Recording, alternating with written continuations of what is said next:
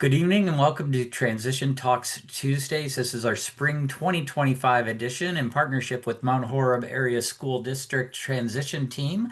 I'm Tim Markle, Director of the Youth Health Transition Initiative, and we are excited that you are here tonight. And we're even more excited. Well, okay, we're excited everybody's here tonight, but we wouldn't really have much to do or talk about tonight if it wasn't for our guest. Jen Klein is Director of Workforce Development Area 10, and she is going to talk to us about the Division of Vocational Rehabilitation Transition Services. Please feel free to put any questions in the chat. I will be watching the chat and I'll be putting in links as I can. Welcome. Glad you're here. Jen, thank you so much for being here on this gorgeous evening.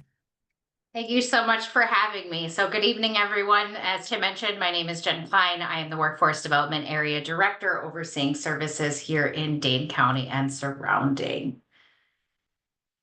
So some of our learning targets here today, I'm hoping that by the end of this presentation, you're going to understand DVR's referral and application process, learn about DVR's eligibility criteria, discuss DVR's transition services, as well as share some tools and best practices for success for student transition, and address, of course, any questions about DVR transition services that I can here at the end.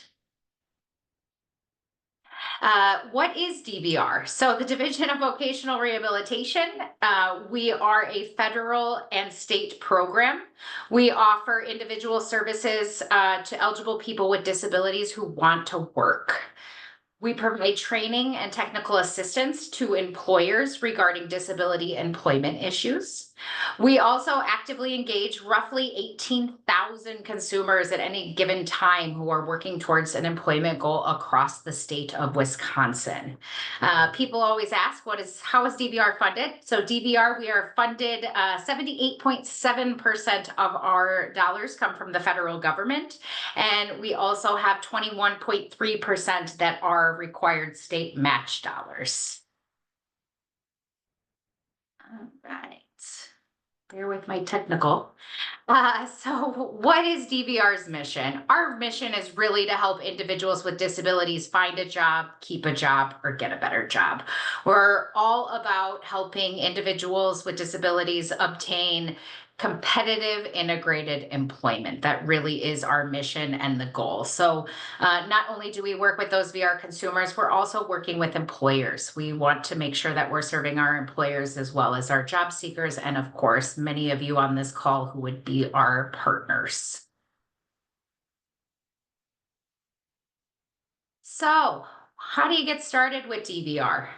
The high school students that we work with disabilities should really apply to DVR at least 2 years before completing high school.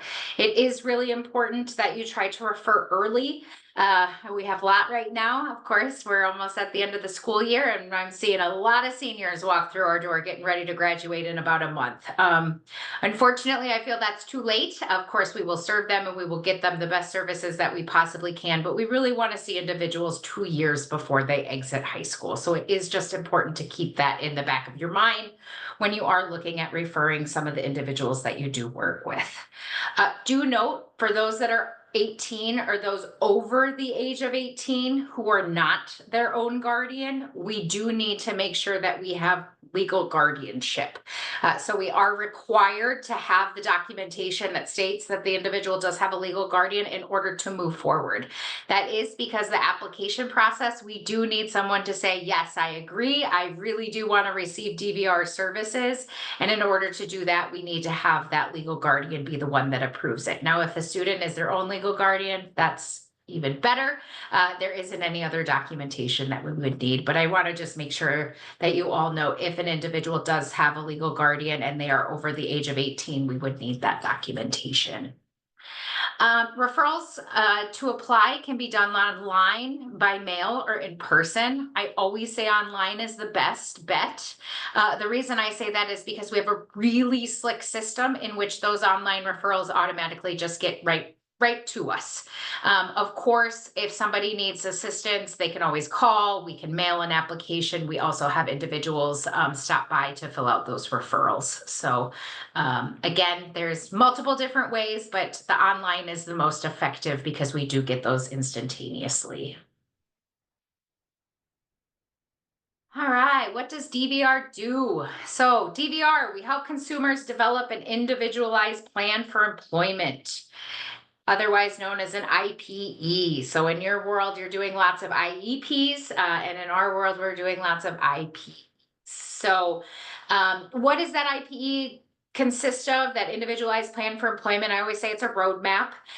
So, it really specifies what the job goal is, the services that are needed to reach that employment goal, as well as the responsibilities of not only the job seeker, but the DVR staff. So, it really does specify what is needed for that individual to ultimately achieve that employment goal that they are working with their DVR counselor on. DVR also supports individuals with disabilities by providing career planning, training assistance, and connects to Wisconsin businesses. So, again, we have multiple business services throughout, consultants throughout the state that really work on the employer side. So, we really want to make sure that we are not only helping our job seekers, but connecting them to those businesses. All right, so who is eligible for DVR? To be eligible for DVR services, you must have a documented medical or psychological disability that presents a barrier to employment and requires DVR services. So the DVR staff will work with the applicant to gather any needed written documentation. If they don't have it, right? Most of us don't have our medical records sitting next to us to just hand out. We also do releases of information. So again, the individual, if they're their own legal guardian, they can sign off on those. Otherwise, we might have to have a guardian if they're over the age of 18 and have somebody else as their legal guardian. But we do have releases of information. We can get that information relatively easily. So just know that if we do not have documentation, we can also send out for assessments if needed. So there's all sorts of different types of assessments we may need to send out, but we're really wanting to work with the individual to determine what is that documented disability. So we're also going to schedule a meeting to discuss that applicant's disability and needs. We call that an initial intake to really gather that information. And we do always want to use existing information to the greatest extent possible. So we collect IEPs, sometimes the functional screening from CLTS or long-term care services, or any previous medical records. But again, we can gather all that information with the use of a release of information. All right, next step in our DVR process is determining the order of selection. So, order of selection evaluates how a person's disability affects 7 different areas that relate to work. So, we are really looking at what are those barriers to employment. Does the individual have a barrier to mobility? Maybe they have a visual impairment that constitutes them to where they need a white cane and they're unable to cross streets effectively now and they need our assistance with it. Maybe it's communication. Maybe they have difficulty with expressive and receptive aphasia, and so they need some assistive technology to be able to overcome those barriers. Maybe it's self-care. Maybe they're just unable to take care of themselves in the morning, make sure they're taking their daily medication. Whatever it may be related to self-care, that could be an area that would be a barrier to employment. We also have self-direction. So maybe they're unable to focus and have difficulty staying on task. That could be constitute as a limitation or an area in which we need to help them overcome. There's also interpersonal skills or acceptance. So maybe that is an issue with working with colleagues or coworkers or supervisors in the past. Also, work tolerance.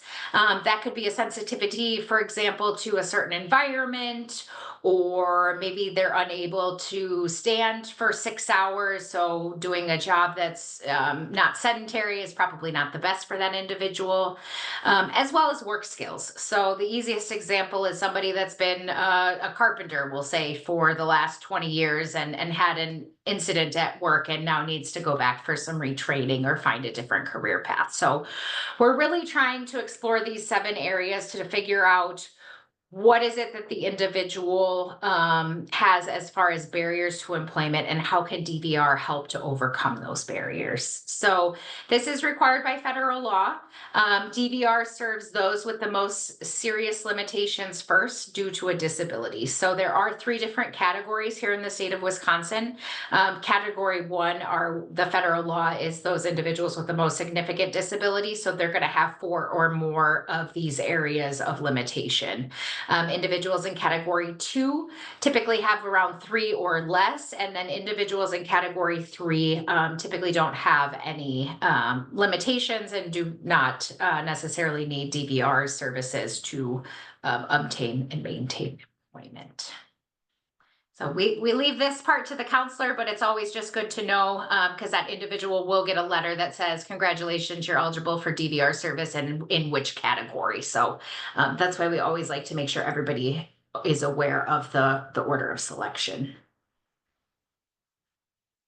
Wow. So again, what is that individualized plan for employment? That IPE is an individualized plan for employment. And again, not to be confused with an individualized education program. I always say the acronyms just usually confuse more the DVR counselor working with the high school students than anyone because of them being so similar. So we're really helping the consumer develop that plan to find a job, keep a job, or get a better job. It really is our roadmap, as I mentioned earlier, to determine what services are going to be appropriate and necessary to help that individual overcome those barriers in those 7 functional limitations I just mentioned, so they can be successfully employed.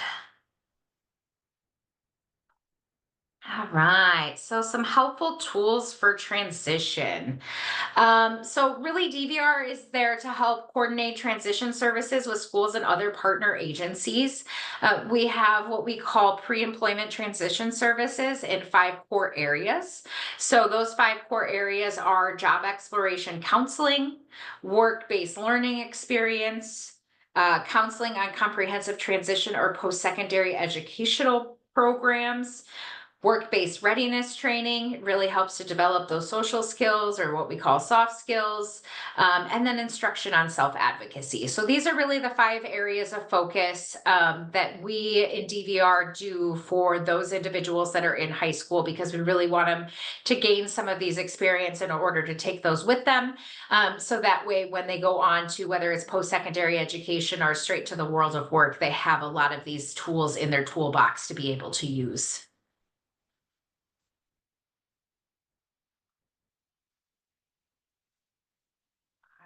Some key practices for transition.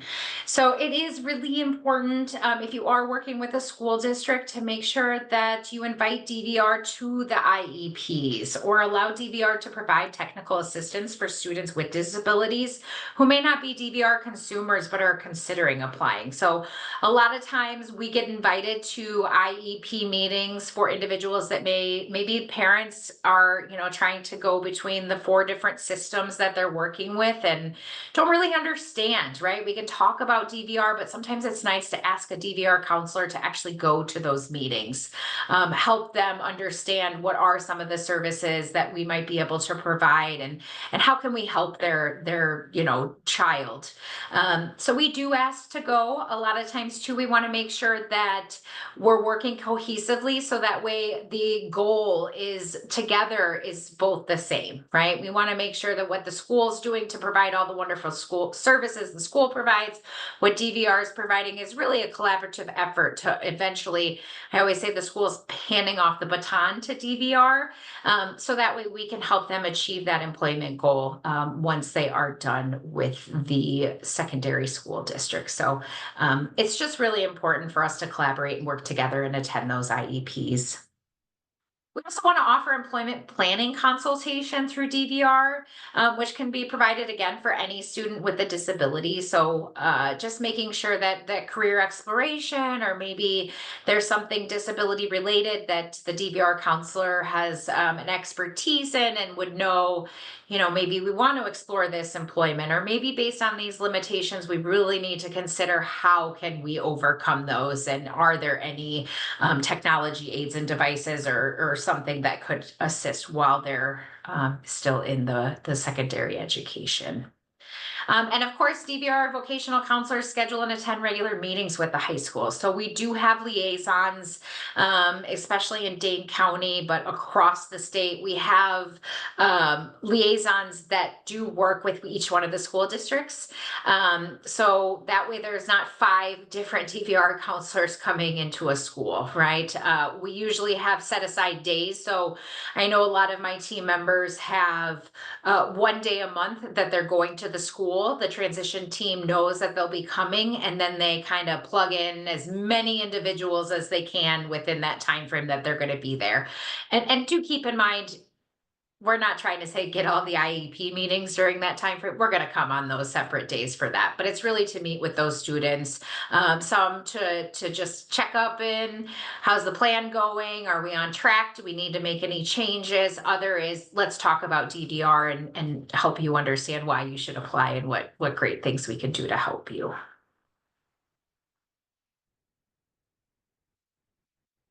All right, so something too, just want to make sure everybody's aware of, DVR is required to look at comparable benefits.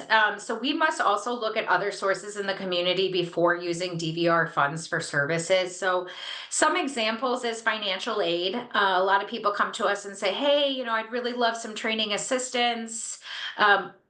In order to get some potential training assistance through DVR, you do have to apply for financial aid. It is a federal requirement. Sometimes we have, again, multiple partners working together. We're always the payer of last resort. So is there a way that somebody else could provide the transportation? I know sometimes the schools provide it when it's during the school day. Maybe DVR pays for it when it's after school hours. And also other types of benefits could be, utilizing a computer lab or going to a library. So there are many different ways that we can explore and try to make sure that, again, the team as a whole, not just DVR, but all of our partners all working together can achieve the need of that individual. And maybe that's through cost sharing. Maybe that's to say, hey, DVR can pay X amount of dollars, long-term supports can provide the other X amount of dollars, and ultimately, let's get that consumer, that student, what they need, because that really is what we're all here for, is to help that individual achieve their maximum potential.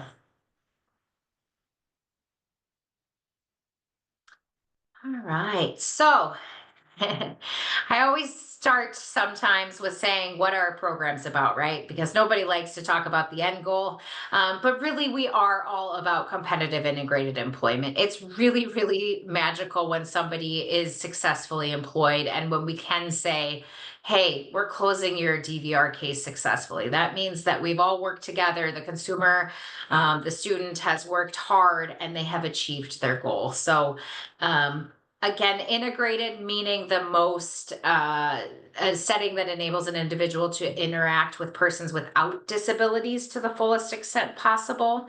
And competitive just means that they make the similar wage. We would never want, and we do not support individuals that would make less than their counterpart. That is not our goal as DVR.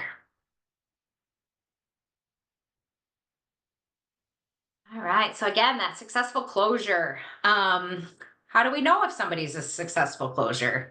So once an individual has maintained employment for a minimum of 90 days, DVR will mark the case as successful closure and then close the case. So we make sure that the consumer or the individual that we're serving is stable on the job. We don't look to, oh, they've been on their 90 days, we're closing it. That's why it says minimum of 90 days. We really want to make sure that they have the stability, that things are not changing, that they're doing well, and it's been a consistent basis before we would look towards case closure. So for consumers in what we call supported or customized employment, this 90-day time frame begins following the transition to long-term support. So once we've said, okay, long-term support, you're going to pick up funding this consumer, then we kind of start our 90-day clock and ensure that they are, again, stable. It's a minimum of 90 days always. Closures may allow others to come off the wait list. So that is something that successful closures can do. And the other great news is DVR is always going to be here. So consumers can always reapply for services at any time. And we make sure to reiterate that to all of our consumers when they are being closed successfully. Because again, we're not only here to help people get a job, we're here to help people keep a job and then advance in employment. So we see a lot of individuals coming back to us ready to advance once they've gained the skill set they need for that advancement. And then I have some transition resources. So DVR has a statewide transition action and resource team. So each one of our regional areas, we call them workforce development areas, has a representative. They do so many great things. There's lots of great information on that website.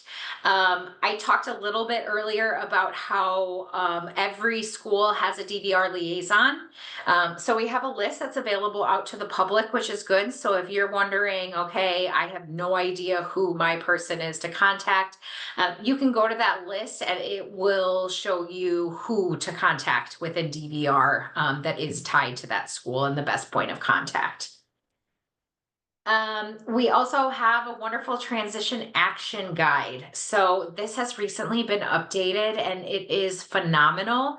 It is electronic. There are tabs. You can search different things. Before it was a little cumbersome because there was just a lot of information, but now you can kind of filter and change things. So I always recommend it. I will say myself, I refer back to it a lot of times.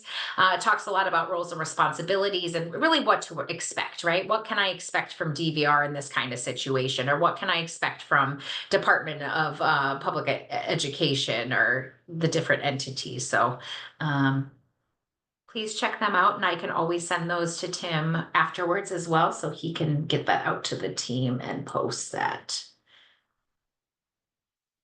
So any questions? I have not been paying attention, excuse me, to the chat. No, the chat is full of me throwing links in there. So no They're questions, fantastic. no questions at this point. But now would be an ideal time that you can either take yourself off mute or put your question in the chat, and I will ask it for you if you're more comfortable with that. I love the reiteration of even after closure, the student, the young adult can come back if something doesn't work out, or if they, I love that idea too of if they want to advance.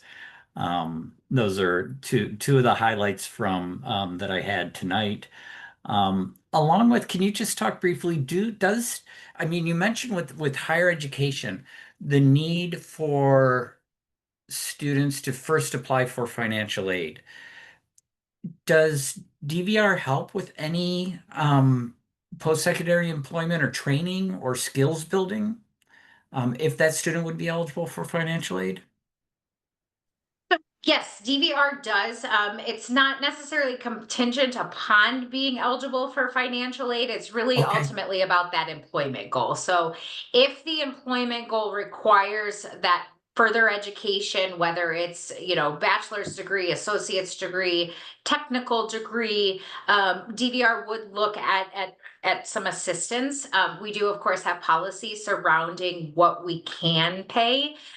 So that's where FAFSA or that financial aid piece does play a factor because DVR typically supports up to $3,000 per semester or $6,000 per year, but there's so many kind of variables that play a factor. That's why we say up to, because it's really a conversation that occurs between DVR and the financial aid office. Once, Hmm. of course, that individual signs off and allows us to interact. So the financial aid office is the one that provides us with the numbers, and that's where the calculations come from. So there could be, DVR certainly does not pay the entirety of the cost, and that's why it's just always really important for people to know there still will be a cost out of pocket typically for them. And we do have something in the chat. Could you talk about creating internships that could be created for students? Absolutely. So we contract out with service providers that provide internship temporary work experience. So it's kind of that work-based learning, a couple slides back that I talked about regarding pre-employment transition services. So we do potentially offer internships to the students. It really depends on kind of the need for it. So we all know students usually need those soft skills training. So making sure they come back from lunch on time, or they go to work on time, or they don't have extensive bathroom breaks or things of that nature.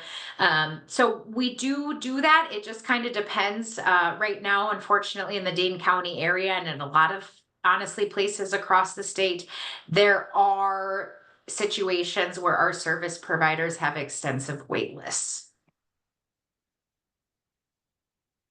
Just adding the link into the chat now. There's another question. Are there instances in which students would apply for DVR prior to 16 or prior to that 2 years before graduation? Uh, there could be situations in which individuals would. I'm not sure that I have the best example off the top of my head on why somebody would. We typically say that 2 years before graduation, because a lot of times individuals really are getting a lot of those skills through their IEPs or 504 plans or just through the schools. And so it's typically around that 2 year mark before exiting or graduating high school that we say come to DVR. And does that include like working with the pre-ets? That The is pre correct. Okay.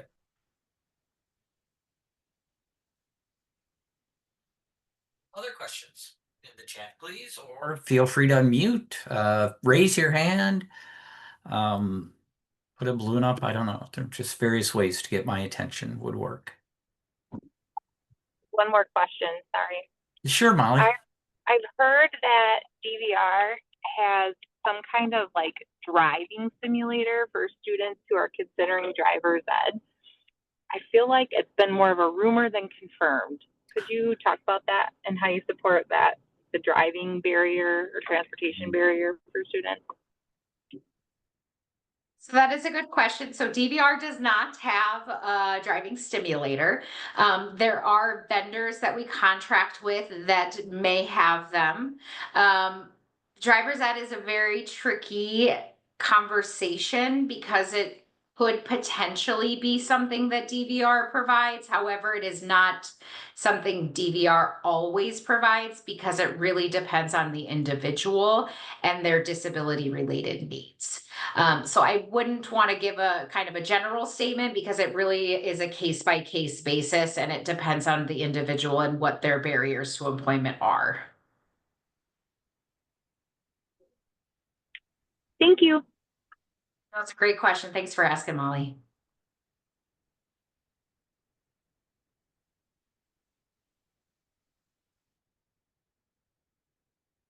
Give it a couple moments here. And just remind people that the links that Jen provided, I have put them over onto a resource sheet. And so we will be sending out a resource sheet along with a copy of the slides and a connection to the recording so that you can go ahead and listen to Jen again for as many times as you would like. We have a message that we're waiting for our intake meeting. Is it okay to reach out to the school liaison for questions or assistance in the meantime?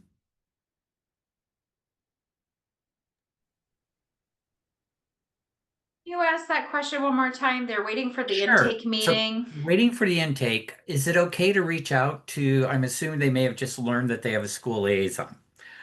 Is it okay to reach out to the school liaison with questions or assistance in the meantime to say, hey, are we doing this right? How long could we expect? Can they utilize them as a resource? Absolutely, please do.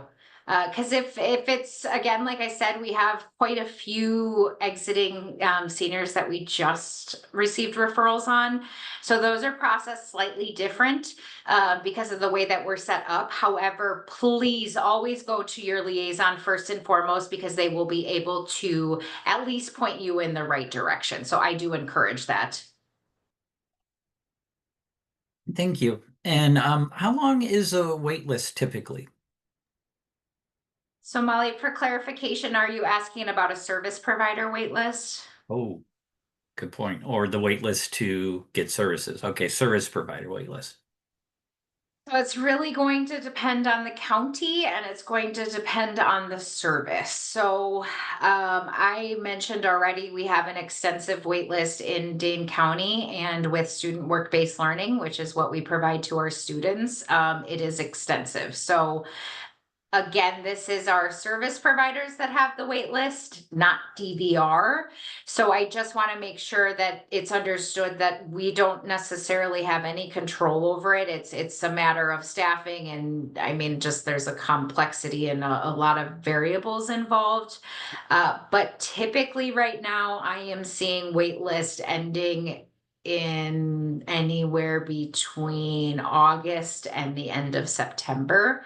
And with that being said, that does not mean that they won't extend it even further. So we have some that have been on wait lists for years.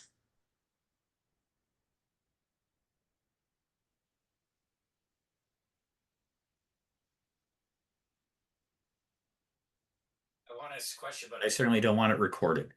Because I'd love to learn sometime about why, is it just the lack of service providers? But let's not put that down on tape. So that could be another discussion at another time. Other questions?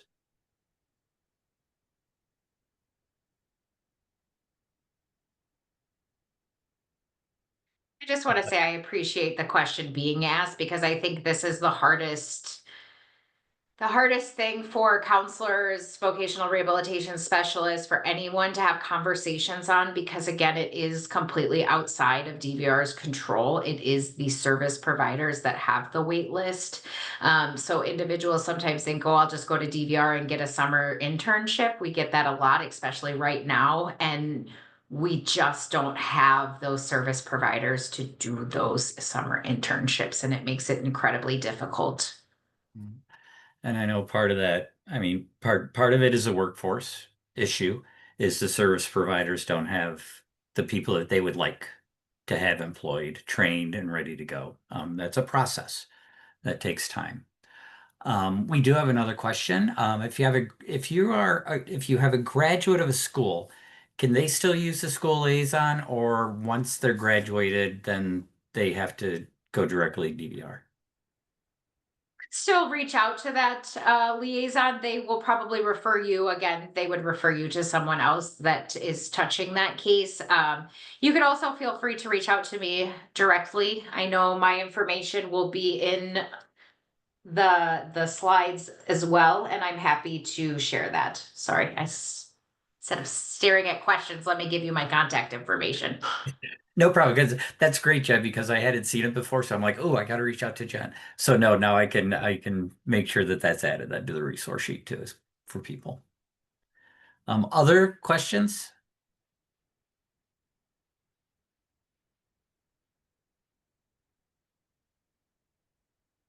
Give it just one beat here. I do have a favor to ask, and that's on your way out of leaving. Please do click on the link and head to the feedback. Molly gets in a question under the wire. We have some students who live outside of Dane County. That impact how they get services? So I know that you're very much Dane County, but this is in general how DVR works. Absolutely. So I was focusing again, I guess I apologize, but I do serve all 5 surrounding counties. So no, it doesn't matter if you are in Barron County or you are in Dane County. All services are pretty much the same. It just, again, those kind of wait lists depend on what county you're in, because some don't have wait lists. And I'm very envious of those counties that do not have wait lists. Molly says, awesome, thanks. Thanks for your patience. Molly, it's why I know Jen, it's why you're here and it's why you do this. Because we Yes, want I people to have the appreciate the right, question. we want the right information out there for families and to share with other families as well. So I appreciate that. Absolutely. It's a great questions, and I appreciate questions because you won't know unless you ask. Something else to just kind of mention is some of the other counties across the state have very robust summer programs for some of their youth. So, again, I always say reach out to the local DVR office if you are curious if there are any of those types of programs. Again, I can speak on behalf of Dane County that unfortunately we do not have them. But some of the other counties that are very fortunate that their service providers do not have wait lists, they also offer a lot of summer programs. And for those that are joining us not from Dane County, I did just put a link in to find your local DVR. So you can have a quick contact there and get in touch with them. But your school will still have a liaison. That's not a Dane County thing. That's a statewide thing. Correct. And I apologize. I should not be Dane County focused. No, no, no. I told you we're in partnership with Mount Horeb, which is in Dane County. So it's all perfectly understandable. But we do open it up to the rest of the state because we just really want this information out there. We want the good, proper information in families' hands. Okay, I'm going to call for final questions one last time. And as we do, Jen, thank you so very much for taking time out of your busy schedule and out of this beautiful day here. Really appreciate it. Love the partnership that we have with DVR and work with DVR. And thank you for what you do for our students and our families. We appreciate it. Absolutely, my pleasure. I'm happy to talk offline to anyone as well if there's any additional questions that you maybe didn't want to ask or didn't feel comfortable. Again, my contact information is there, and I can direct anyone to the appropriate person regardless of where you are in the state. So just don't ever hesitate to reach out. Fantastic. Thank you, everybody. Hope you have a great evening, and we'll see you in oh my gosh, I should have this information. May 20th is our final Transition Talks Tuesdays for our Spring 25 series. We're going to be bringing together people to talk about transportation options because there's no one good place that talks about that. So we're trying to get together various voices to talk about transportation options. So we hope you can join us on the 20th as well. Have a great evening. Thanks for being here.